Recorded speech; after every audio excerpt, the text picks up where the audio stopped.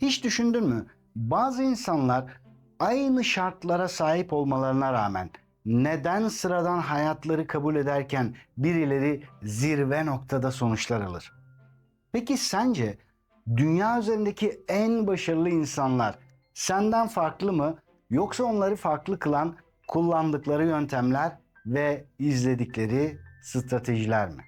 İşte tüm bunlara Tim Ferriss'in yazdığı Devlerin Takım Çantası kitabıyla bakıyor olacağız. Kariyerine hademe olarak başlayan bir adamın bugün dünya üzerinde yüzlerce milyon insana ilham vermiş bir lidere dönüşmesinin sırrı nedir? Ya da kapı kapı dolaşarak faks makinesi satmaya çalışan bir kadının bugün dünyanın en genç kadın milyarderleri arasında olmasını sağlayan ve firmasını bir dünya markası haline getirmesine ilham veren şey nedir? Çocukluğunda dedesinin genç yaşta kalp rahatsızlığından öldüğünü öğrenip 28 yaşına kadar mutlaka buna bir çözüm bulmuş olacağım diyen bir kadının Harvard'da kabul edilen ilk Türk bilim insanı olmasının sırrı nedir? Tüm bunları konuşuyor olacağız. Peki bu insanlar senden daha mı zeki, daha mı şanslı?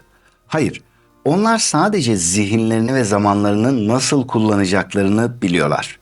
Tim Ferriss işte bu sırları keşfetmek için yola çıktı ve Devlerin Takım Çantası kitabında dünyanın en başarılı insanlarının yöntemlerini bir araya getirdi. Peki sen bu yöntemlerle hayatını nasıl dönüştürebilirsin? Unutma, küçük değişiklikler büyük farklar oluşturur. O halde çayın kahven hazırsa hadi gel başlayalım. Birinci bölüm, devlerin sırrı nedir? Başarı tesadüfen mi geliyor yoksa doğru araçlar ve alışkanlıklarla inşa mı ediliyor? Tim Ferriss bu soruların peşine düştü ve dünyanın en başarılı insanlarının sırlarını keşfetmek için onlarla yüz yüze röportajlar yaptı. Ortaya çıkan tablo şu: devler başarılarını birkaç kritik prensibe ve alışkanlığa borçlular. Bir hikaye anlatacağım sana. Girişte de bahsetmiştim. Sarah Blakely ismini hiç duydun mu bilmiyorum ama bu kadın kariyerine kapı kapı dolaşıp faks makineleri satmakla başlayan bir kadın. Bir gün ben ömür boyu bu işi mi yapacağım diye düşünmeye başlıyor. Bu arayış sırasında kendi iç çamaşırında yaşadığı bir soruna çözüm ararken aklına bir fikir geliyor. Daha rahat ve işlevsel iç giyim ürünleri üretmek. Bu onu harekete geçiriyor. Küçük ama kararlı adımlarla şu işleri yapıyor. Birincisi, fikrini test ediyor. İlk prototipleri kendisi deniyor, çevresindeki insanlardan geri bildirimler alıyor. Daha sonra fikri için patent alıyor, onu korumak için yasal adımları atıyor. Sonra kendi birikimini kullanıyor, ilk üretimini finanse etmek için tüm birikimini riske atıyor. Markasını tanıtmak için mağaza mağaza dolaşıyor. Ürünlerini satmak için mücadele ediyor. Her mağazada lütfen ürünlerimi deneyin diye insanlarla, firmalarla görüşüyor. Bugün SpaceX bir dünya devi. Peki Sarah'ın sırrı neydi? Basit, küçük ama kararlı adımlar atarak hiçbir zaman pes etmeden devam etmek.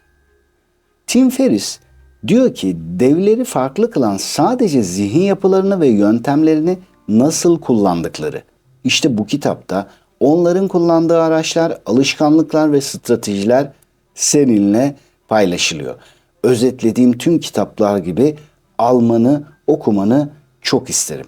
Unutma, başarı sadece hayal etmekle değil, bu hayalleri gerçeğe dönüştürmek için harekete geçmekle geliyor. Peki senin hayatındaki küçük ama etkili adımları ne zaman atmayı düşünüyorsun? John Bernard Shaw'ın çok güzel bir sözü vardı. Bu dünyada başarıya ulaşan insanlar istedikleri şartları yakalayan insanlardır. Eğer onları bulamazlarsa o şartları kendileri oluştururlar. İkinci bölüm, rutinlerin gücü. Günün ilk saatleri hayatımızı şekillendiriyor. Peki En başarılı insanlar güne nasıl başlıyor? Sabah rutinleriyle hem bedenlerini hem de zihinlerini başarıya hazırlıyorlar. Tim Ferriss, devlerin sabah ritüellerini incelerken bu alışkanlıkların ortak bir sırrı olduğunu keşfediyor. Disiplinli bir başlangıç, güçlü bir gün demektir. Aristo 2000 küsür yıl önce demiş ki biz tekrar tekrar yaptığımız şeyiz. O halde mükemmellik bir eylem değil, bir alışkanlıktır. Ve Tim Ferriss de güne nasıl başlarsan hayatına öyle devam edersin diyor. Ben de buna kesinlikle inanıyorum. Anthony Robbins'ten bahsedeyim burada. Hademelik yaparak başladığı kariyerinde şu anda milyonlarca insanın hayatına dokunan bir kişisel gelişim devi. Bu arada benim de idolümdür. Robbins'in sabah rutini güne yüksek enerjiyle başlamasına ve gün boyunca bu enerjiyi korumasına yardımcı oluyor. Önce soğuk suya dalıyor ve nefes teknikleriyle devam ediyor. Bu onun zihnini ve bedenini uyandırmanın vazgeçilmez bir yöntemi. Ardından bugün 3 şeye şükredecek olsaydım onlar ne olurdu diye soruyor ve daha sonra da o gün yapacağı 3 önemli işe odaklanıyor. Zihninde onları bir ziyaret ediyor ve sonunda da onları muhteşem bir şekilde başardığını imgeleştiriyor. Bu bölümde bahsedeceğim diğer önemli bir isim Oprah Winfrey. Zor bir çocukluk ve pek çok zorlukla başlayan hayatını dünyanın en güçlü kadınlarından biri olarak taçlandırdı. Sabah meditasyonu ve şükran pratiğiyle başlıyor güne. Bu Oprah'ın hem iç huzurunu korumasına hem de hayatındaki zorluklara karşı güçlü bir şekilde durmasına yardımcı oluyor. Şöyle düşün, bir uçak kalkış yaparken pilot motor gücünün büyük bir kısmını ilk birkaç dakikada kullanıyor. Bu güçlü başlangıç uçağı havalandırıyor ve seyahat boyunca sorunsuz ilerlemesini sağlıyor. Hayatımızda aynen böyle. Güne nasıl başlarsan günün geri kalanını o enerjiyle şekillendirirsin. İşte bu yüzden sabah saatleri günün en kritik zamanları. Yazar diyor ki sabah rutinin bütün gününün nasıl geçeceğini belirler. Bunu doğru yaptığında başarı kendiliğinden gelir. Peki sen sabahlarını nasıl geçiriyorsun? Bir kahve içip aceleyle çıkıyor musun? Şikayet ettiğin şeyler, öfkelendiğin insanlar, olumsuz şeyler mi geliyor sürekli aklına? Yoksa kendini güçlü bir güne hazırlamak için küçük ama etkili adımlar atıyor musun? Eğer şu ana kadar yapmıyorsan bile bugün buna neden başlamayasın? Üçüncü bölüm başarının anatomisi. Büyük başarıların ardında her zaman devasa adımlar yoktur. Bunu düşünerek başlamayı erteleme lütfen. Bazen küçük ama düzenli alışkanlıklar seni istediğin yere götürür. Yazar dünyanın en başarılı insanlarının alışkanlıklarını incelediğinde bir şey fark ediyor. Başarı sabırla ve kararlılıkla inşa edilen bir şey. Atomik Alışkanlıklar kitabının yazarı James Clear da alışkanlıklar seni hedefe götüren küçük ama sürekli adımlardır diyordu. Burada Arnold Schwarzenegger'den bahsedeceğim. Çok ilham aldığım bir isim. Kitapta da geçiyor zaten hikayesi. Avusturya'nın küçük bir köyünde doğan bir çiftçinin oğlu. Her gün küçük adımlarla hayallerine yaklaşıyor. Arnold vücut geliştirme yaparken yalnızca kaslarına değil zihnine de odaklanıyor. Günlük rutinlerinde hedef belirleme ve her gün bu hedef için küçük bir şey yapma alışkanlığı onu dünya şampiyonu bir sporcu ve Hollywood yıldızı Kaliforniya valisi yapıyor.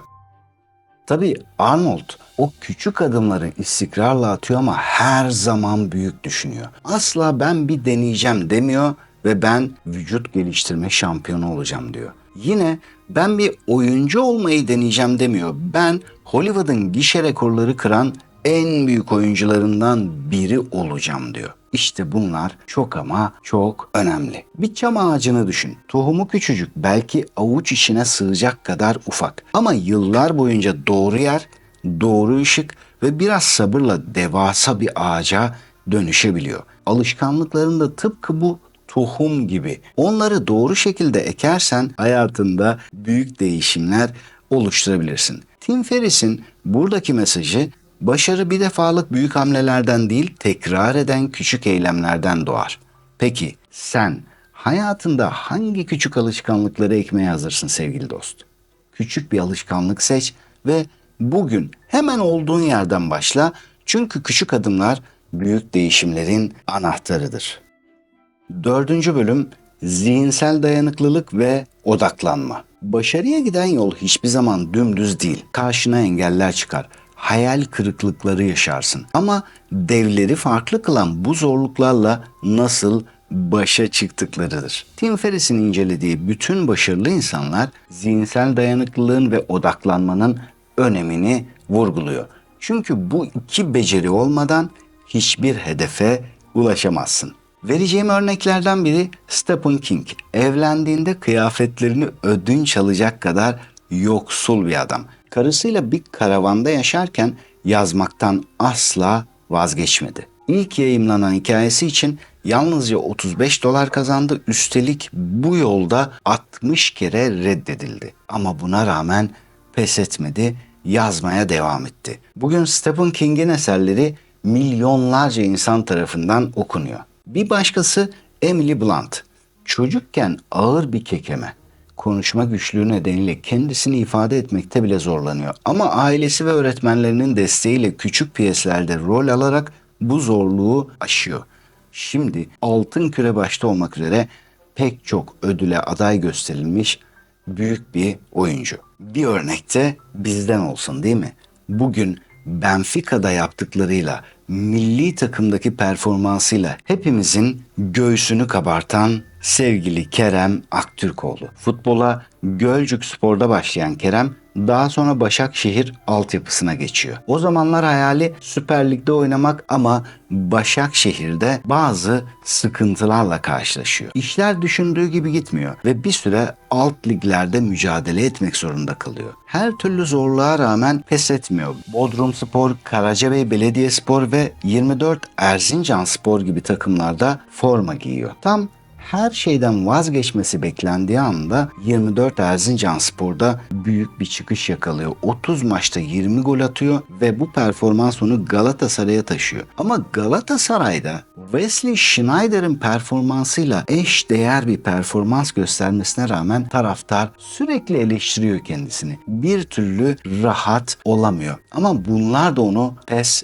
ettirmiyor ve bugün Benfica'da kariyerini taçlandırmaya devam ediyor. Onun hikayesi hayatta ne olursa olsun asla pes etmemenin ve zorluklara rağmen odaklanmanın bence harika bir örneği. Bu arada agave kaktüsünü bilir misin? 10 yıldan fazla süren sabırlı bir büyüme sürecine sahip. Bu süre boyunca görünürde çok az şey değişiyor. Ancak kökleri derinleşir, toprakla bütünleşir. İşte daha ilginç olanı da şu. Agave büyümek ve çiçek açmak için zorlu güneş ışığına direniyor. Sıcaktan kuruyup pes etmek yerine güneşe karşı gövdesini güçlendiriyor. Hayallerin de tıpkı agave gibi zorluklara direndiğinde büyür ve çiçek açar. Zihinsel dayanıklılık bu dirençle beslenir. Tim Ferriss'in mesajı başarıya giden yol kaç kez düştüğün değil her düştüğünde nasıl kalktığınla ilgili. Zihinsel dayanıklılık ve odaklanma olmadan hedeflerine ulaşman çok da kolay değil. Peki sen zorluklarla karşılaştığında nasıl bir tavır alıyorsun? Şunu bil ki herkes zorluklarla karşılaşıyor ama birilerini farklı kılan şey onlara karşı gösterdiği tavır. 5. bölüm stratejik hayal kurma ve planlama. Hayal kurmak büyük bir güce sahip. Ama hayallerin gerçeğe dönüşmesi için bir yol haritasına da ihtiyacın var. Tim Ferriss, devlerin hayallerini nasıl stratejik bir şekilde planladığını ve gerçekleştirdiğini incelemiş. Birinci örnek Peter Thiel. PayPal'ın kurucu ortaklarından biri. Finansal işlemleri dijital ortama taşıma hayalini kuruyor ve bu hayalini gerçekleştirmek için detaylı bir plan oluşturuyor. Stratejik adımlarla PayPal'ı küresel bir ödeme platformuna dönüştürüyor. Onun hikayesi büyük hayallerin stratejik planlama ile nasıl gerçeğe dönüştüğünü çok güzel bir şekilde anlatıyor. Canan Dağdeviren, dedesi kalp rahatsızlığından vefat etmiş. Küçükken soruyor anne babasına, benim dedem nerede diye. Onlar da 28 yaşında hayatını kaybettiğini anlatınca bundan çok etkileniyor ve büyük bir hayal kuruyor. 28 yaşına gelmeden bu konuda bir çözüm üreteceğim ve başka insanlar bu sebeple ölmesin diye var gücümle çalışacağım. Bu hayalle çıktığı yolda MIT'de giyilebilir bir kalp çipi geliştiriyor. Ayrıca Harvard Üniversitesi'nin Genç Akademi üyeliğine seçilen ilk Türk bilim insanı olarak yine göğsümüzü kabartıyor. Canan'ın başarıları, bilime olan tutkusu ve planlı çalışmalarıyla hayallerin nasıl gerçeğe dönüşebileceğini gösteriyor. Ve haritasız bir yola çıktığını düşünmeni istiyorum. Gideceğin yeri bilmeden yürümeye başlıyorsun. Sence ne kadar ilerleyebilirsin? Ne kadar enerji harcarsan harca bir yere ulaşabilir misin? Hayallerimiz de böyle işte. Eğer bir hedefin ve yol haritan yoksa hayallerin sadece güzel bir fikir olarak kalır. Ama bir planla birleştiğinde seni istediğin yere götüren bir güç haline gelir. Ve Tim Ferriss'in buradaki mesajı diyor ki hayaller planlara, planlar da eyleme dönüşmediği sürece sadece birer temennidir. Senin hayallerin de bir yol haritasına sahip mi sevgili dost? Yoksa onları gerçeğe dönüştürmek için hala bir plan yapmayı bekliyor musun? Ve bitirirken şunu söylemek istiyorum. Unutma ki bu kitapta bahsedilen herkes bir zamanlar senin gibi bir yerdeydi. Hayalleri vardı ama onları gerçekleştirmek için doğru araçlara ve stratejilere de ihtiyaçları vardı. Ve bunları uyguladılar. Seni onlardan ayıran ne? Aslında hiçbir şey. Onlar kendi yol haritalarını çizdiler, sabırla adım adım ilerlediler ve başardılar. Bunu hepimiz yapabiliriz. Bu kitapta daha pek çok başarı hikayesi ve devlerin kullandığı stratejiler var. Dünyanın en başarılı insanlarından bahsetmiş kitap boyunca Tim Ferriss. Bugün burada takdir edersin ki bir kısmını paylaşabildim. Hatta bazılarını da ben ekledim. Ama tamamını okumanı çok isterim çünkü bu bilgiler hayatında çok büyük değişiklikler için ilham verebilir. Ferriss'in aktardığı bu hikayeler ve yöntemler doğru bir rehberle neler başarabileceğini sana gösterecek. Başarı bir maraton ya da sprint değil. Küçük adımların, sabrın ve doğru araçların seni hayallerine ulaştıracağını lütfen unutma. Hayatında bir şeyi değiştirmek istiyorsan bu değişimi başlatacak kişi sensin ve şimdi harekete geçme zamanı. Korkma, içindeki gücü serbest bırak. Ve bitirirken her zaman olduğu gibi bir hatırlatma yapmak istiyorum. Biliyorsun yaklaşık 15 aydır Filistin'de tarihin gördüğü en büyük soykırım uygulanıyor. Benzer şekilde yıllardır Doğu Türkistan'da, Myanmar'da ve dünyanın birçok noktasında. İşte tüm bunlara karşı her birimiz kendimizce tepki gösterebiliriz. Her şeyden önce boykota destek verebiliriz. Boykot çok soylu bir duruştur. Ben bu yapılanlardan beriyim, bunlardan uzağım, bunlara karşıyım demektir. Aynı şekilde bu olayların gündemde kalması ve daha fazla insanın önemsemesi için paylaşımlar yapabilirsin belki. Bütçen nispetinde yardımlar yapabilirsin ve onlar için her istediğinde dua edebilirsin. Bize yakışan budur diye düşünüyorum. Haftaya bir sonraki kitap özetinde buluşana kadar kendine çok iyi bak. Sevgiler, selamlar.